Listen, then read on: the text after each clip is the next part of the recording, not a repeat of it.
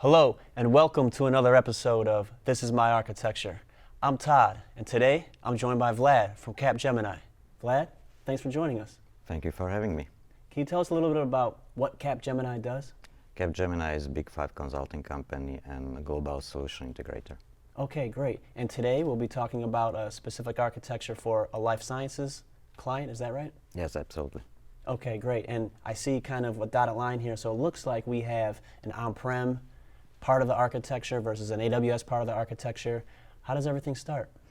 It's a life science project for migration of from existing IBM Netezza services to AWS Redshift. Okay, and why was this project so important? Why are we doing this migration as an example? There are multiple factors affecting our decision. First of them was full scalability at each layer, and second was a full dynamics from metadata perspective, as well as we were looking for managed retention periods for our storage. Okay, great. So fielded client requirements and built an architecture accordingly. I see a storage gateway that looks like to be it's on-prem. How is it getting data and where does the ingestion happen? Absolutely. Storage gateway is ingestion data from databases on-prem. And when we started this project, first we created the architecture and deployed the components. However, before you can ingest any kind of data, you have to do first seeding, right? Sure. And what it means is that we requested AWS Snowball to get on our DC and ingest the data into the Snowball, move it into the S3s, and transform it into the transformation zone. And that was our start for our full daily ingestion. Okay. Which is happening automatically from via storage gateway with NFS volumes via direct link into the S3 landing zones. We are using 210Gs a direct connect to have a wide pipes. Okay, great. So the initial data from the on-premise source systems were via Snowball. You then went ahead and now you're leveraging Storage Gateway for all of the remaining data. What's the type of volume that it runs on a daily basis here? It's a daily increment. It's 100 gigabytes, and historically we are storing around 20 terabytes overall.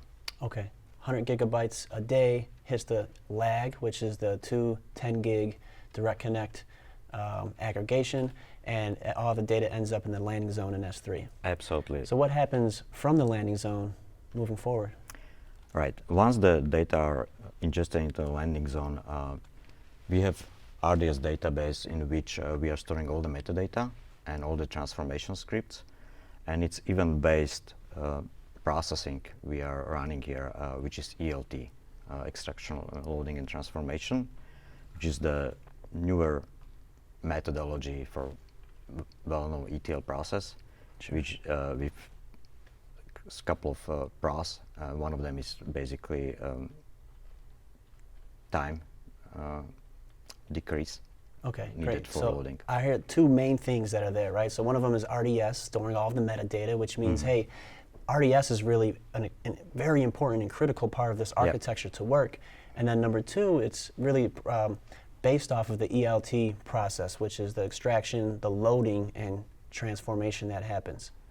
Absolutely. So, and the whole process and all those pipelines are stored inside the metadata in RDS, which is deployed on Postgres database. And one main reason why we did it in Postgres was that in the future we are counting that we will move it and migrate it into the Aurora. Okay. From processing perspective, we got ingested data into the landing zone, which is in real time. Everything is automatically synchronized into the landing zone. That's based on these scripts coming from RDS, which are driving quality cleansing and transformation. We are taking data from landing zone into the quality and cleansing processes, which are pushing them into the transformation bucket. Okay, so these EC2 instances are picking up the scripts, they're performing the data quality and cleansing, and then they're storing that in a transformation bucket itself. Absolutely. From the transformation bucket, what's the next step? As the next step, transformation nodes are taking this data and transforming that into the Redshift as a facts and dimensions. In order to do that, you would need some type of schema already set within Redshift, right? So how do we make that happen? Absolutely. So before we started this transformation and before we even did first seeding, we used AWS schema conversion tool to mimic or replicate all the structures from Netezza to the Redshift. Okay, great. So once it's in Redshift, the transformation happens. What happens next? How does the data get down to this publish bucket? Right. All the users are accessing Redshift via Redshift Spectrum, and so that's for ad hoc reports. But for daily processing, we are using the same Redshift Spectrum to publish data from Redshift directly to the publish bucket, from which we can use them for daily dashboards. Okay, so that's the why, right? Is the dashboards and being able to maybe essentially even query the S3 bucket to see all of that data that's sitting in there. Yeah, absolutely. We are also using a bit sophisticated retention periods over the buckets. We have 2 days for landing zone because we are always processing 1 day, but it could be 1 plus 1 day if the previous day is not finished.